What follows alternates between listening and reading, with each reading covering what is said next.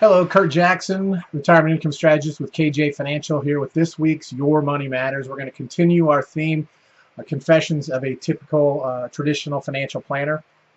And this week we're going to talk about how did we get here? It seems like wealthy people have always practiced kind of what we teach, the alternative type retirement strategies. Therefore, it'd probably be helpful to look at how people built wealth prior to the existence of the financial planning industry to see really what went wrong. Prior to the rise of financial planning, the planning industry in the 1970s, most used strategies were savings accounts, whole life insurance, and the home mortgage.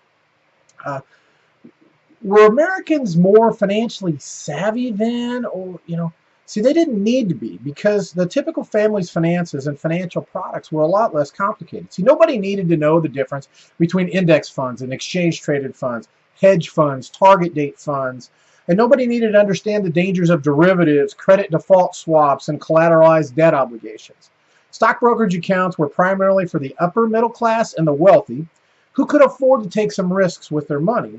The cost to the entry cost of the stock market was higher. The average person did not yet have that sort of easy automatic access to the stock market and mutual fund investing that exists today. See, people tracked their savings instead of their credit card debt. Over time, homes turned into free and clear assets rather than be used as collateral to continue to refinance credit card debt. The number one fear was public speaking, not of running out of money. Life insurance provided for widows, widowers, and other heirs left behind, and the great majority of policies provided lifelong savings in addition to protection.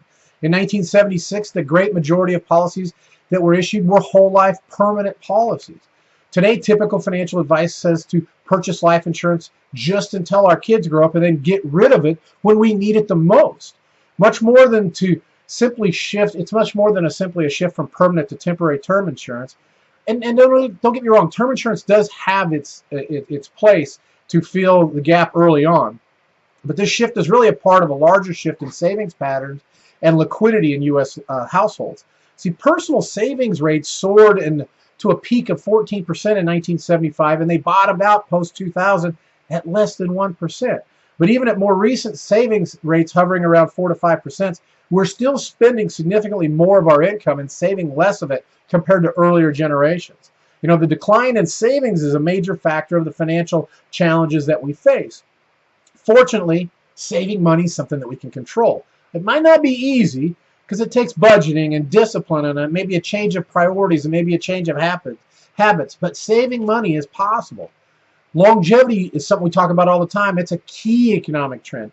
There's good news here considering the alternative, right? Not living longer. But when combined with the trend of retirement at 65, longevity turns into, in a language that we use in the financial industry, is a risk. Okay. In fact, we call longevity a risk multiplier. Typical financial advice tells us that the solution to low savings rates and longevity is to chase higher returns in the stock market. But this advice is only served to create much more financial insecurity. We recommend that you find work that you love, okay, so that total retirement actually becomes unthinkable. And as a bonus, the world gets to benefit from your contributions.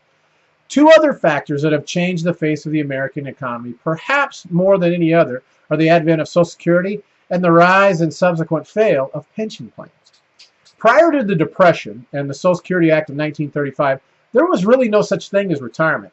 However, with the Great Depression, which was triggered by a stock market crash along with a shrinking money supply, complements of the Federal Reserve, brought sky-high unemployment. So now as younger workers with families to support struggled to find work, it was determined that forcing older workers out of their jobs was the solution. President FDR, he proposed the Social Security Act to solve the problem of unemployment, essentially bribing workers in their 60s to retire by offering them a safety net. It worked, and companies followed suit by encouraging and even mandating retirement at various ages. Thus began the safety net in a set of cultural expectations that, along with increased life expectancies, has evolved into an unsustainable situation. Between 1945 and 1965, the decline in worker to beneficiary ratios in Social Security went from 41 workers per Social Security beneficiary to only 4 workers per Social Security beneficiary. And according to Mercatus.org, today there's just 2.9 workers per retiree, and the ratio is expected to drop to 2 workers per beneficiary in 2030. Simultaneously, defined benefit, which are pension plans, have also become unsustainable to the corporations that once embraced them. Pension plans grew in popularity after World War II, and until a couple decades ago were often considered necessary to attract quality employees. However, as retirees lived longer, and as corporations fought to control costs, defined benefit pension funds began to be replaced with defined contribution plans like the 401k. Now, once again, increased life expectancies has a profound effect on that. Each year of additional life expectancy would cost corporate pension plans hundreds of billions of dollars. And realizing that they could not support seniors who quit at 65 and lived until 90 and beyond, many companies abandon these pension plans or combine them with defined contribution plans, shifting all or most of the responsibility of retirement savings onto you, the inexperienced investor. Today's pension plans often suffer from the same typical financial planning problems that affect individuals. They're too often underfunded, relying on market magic to turn too small contributions into decades of income in an inflationary environment. And whether the investors are individuals or corporations, the math just doesn't work.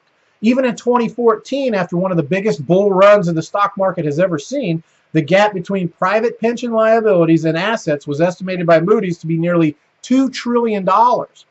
Whether the mechanism is Social Security, pension plans, or individual retirement accounts, our economy suffers from the assumption that people can retire at 65 and somehow the numbers will all work out.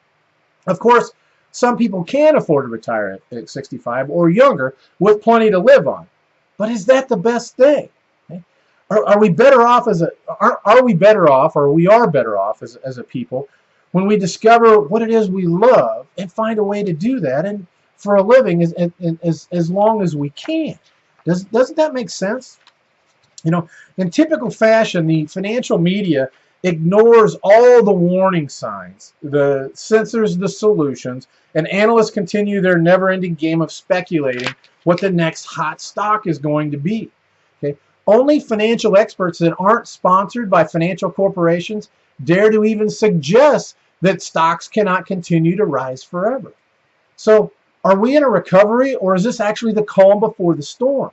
We believe that any objective observer who looks at the economic history of the United States will agree that continuing to trust Wall Street corporations, big banks, the government, and typical financial advice is not the path to a sustainable financial future.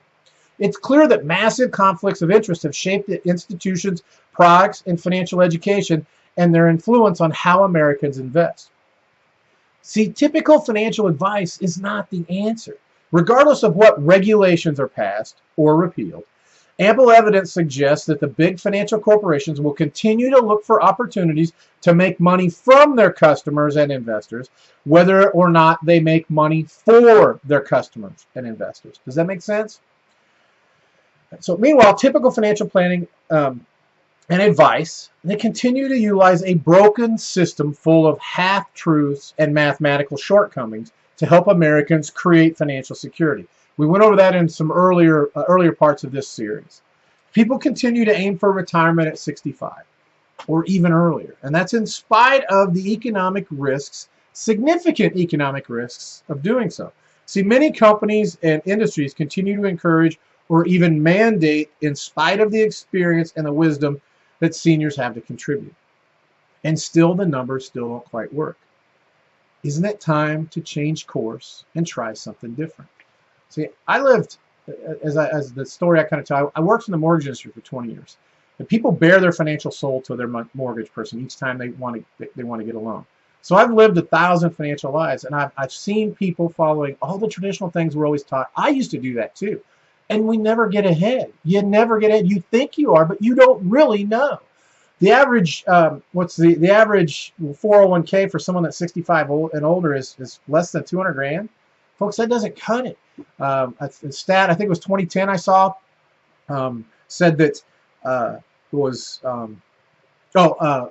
Current retirees at that time, only 14% had 250 grand or more in retirement assets outside their home, and only 8% had 500 grand or more. Folks, that's not enough to live long periods of time in retirement unless you want to live less than what you a lifestyle less than where you were, or potentially even in poverty. So I hope the message we're trying to get out is to open your eyes and look at alternatives and see if those alternatives make sense. They'll make sense for a lot of us, but not for everyone, right? But they will make sense for enough of us that it can make a difference for us going down the road. So if you find this information interesting, we've got more of it on our website at www.maxmyretirement.com. Up on the top, you can click, it says Your Money Matters. That's our video blog series. We've got a lot of great information on there. We've got a lot of great things, freebies kind of things to be handed out. Take advantage of them. I think you'll find that it'll actually help you with your retirement planning and where your money's going, and making sure you have more to spend in retirement, because ultimately isn't that what we all want from our money in retirement. So hey, thanks for tuning in. If you find value in these, please share the links with your friends, families, coworkers, anybody you care about that you think might benefit from this information. And thanks for tuning in.